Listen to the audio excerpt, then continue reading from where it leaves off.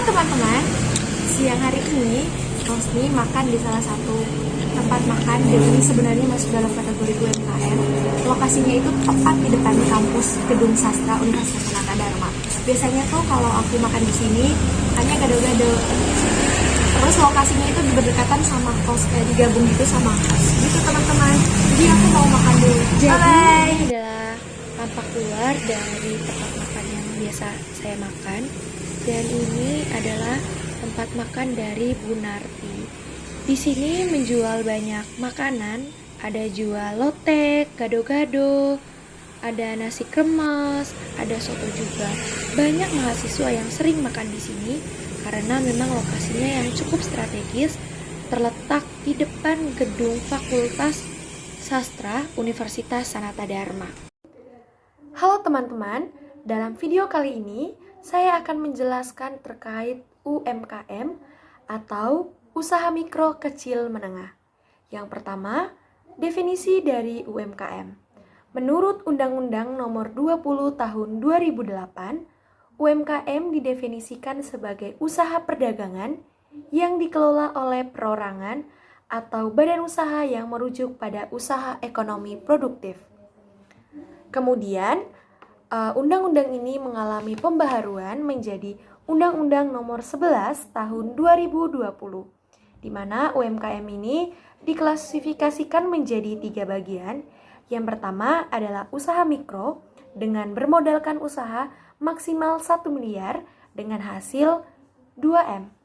Kemudian yang kedua adalah usaha kecil dengan modal usaha sebesar 1 hingga 1,5M dan hasil usahanya sebesar 15M. Dan yang terakhir adalah usaha menengah dengan modal usaha 5 hingga 10M dengan penghasilan lebih dari 50M.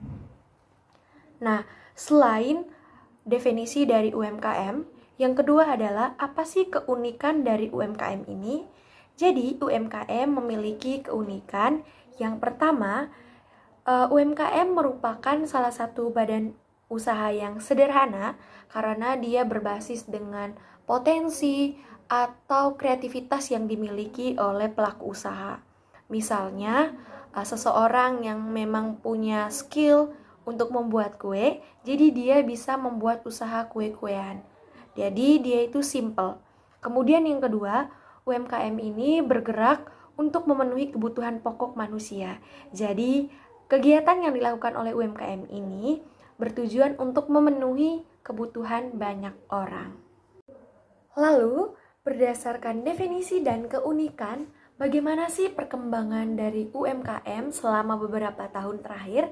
Jadi berdasarkan data dari Badan Pusat Statistik yang kemudian diolah kembali oleh Kementerian UMKM dan Koperasi, ada beberapa perkembangan UMKM di Indonesia terhitung dari tahun 2016 hingga tahun 2019. Jadi ada beberapa indikator yang dinilai. Yang pertama dari jumlah UMKM atau unit. Setiap tahunnya mengalami perkembangan, di mana tahun 2016 sebesar 61.650, kemudian mengalami kenaikan. Sampai tahun 2019 kenaikannya itu menjadi 65.465 UMKM. Kemudian terkait dengan tenaga kerja, penyerapan tenaga kerja yang dilakukan oleh UMKM pun mengalami kenaikan setiap tahun. Yang awalnya sebesar 112.000 mengalami kenaikan menjadi 119.000 di tahun 2019. Kemudian yang ketiga, dari PDB konstan yang dihitung dalam satuan miliar itu juga mengalami kenaikan sampai tahun 2019, di mana tahun 2016-nya sebesar 5M lebih, sedangkan perkembangan waktu sampai di tahun 2019 menjadi 7M. Kemudian, indikator yang keempat terkait dengan PDP harga berlaku dalam satuan miliar juga mengalami peningkatan dari 7M menjadi 9M di tahun 2019. Kemudian yang terakhir terkait dengan total ekspor non-migas juga mengalami kenaikan dari 255 menjadi 339.000 di tahun 2019. Jadi sangat jelas bahwa UMKM ini selalu mengalami proses kenaikan setiap waktunya yang tentunya juga berdampak terhadap pertumbuhan ekonomi. Nah, selanjutnya itu ada indikator ke-6 terkait dengan investasi harga berlaku. Itu juga mengalami kenaikan dari 2 juta lebih menjadi 2.619 di tahun 2019. Dan yang ketujuh terkait dengan produktivitas UMKM per unit usaha. Itu juga mengalami kenaikan dari 83.000 menjadi 107. Dan yang terakhir adalah produktivitas UMKM per tenaga kerja.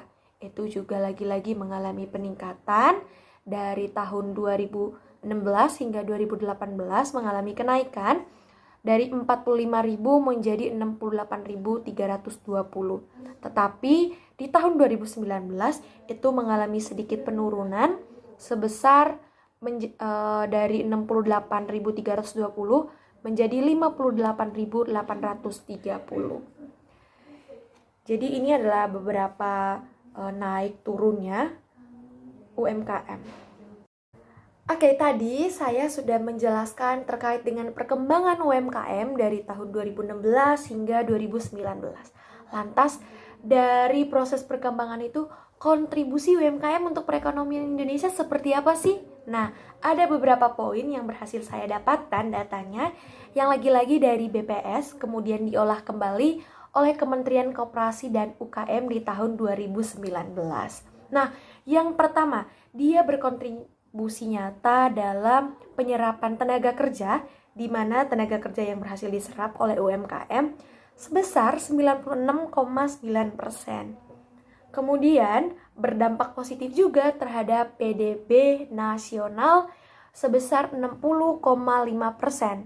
Kemudian tadi terkait dengan tenaga kerja berarti berdampak juga terhadap lapangan kerja sebesar 99,9%. Kemudian yang berikut terkait dengan total ekspor sebesar 15,6%. Dan yang terakhir itu juga terkait sama investasi. Investasi yang dilakukan oleh banyaknya UMKM yang ada di Indonesia itu sebesar 60,0%. Jadi ini adalah kontribusi nyata yang sudah dibuktikan oleh UMKM untuk perekonomian Indonesia.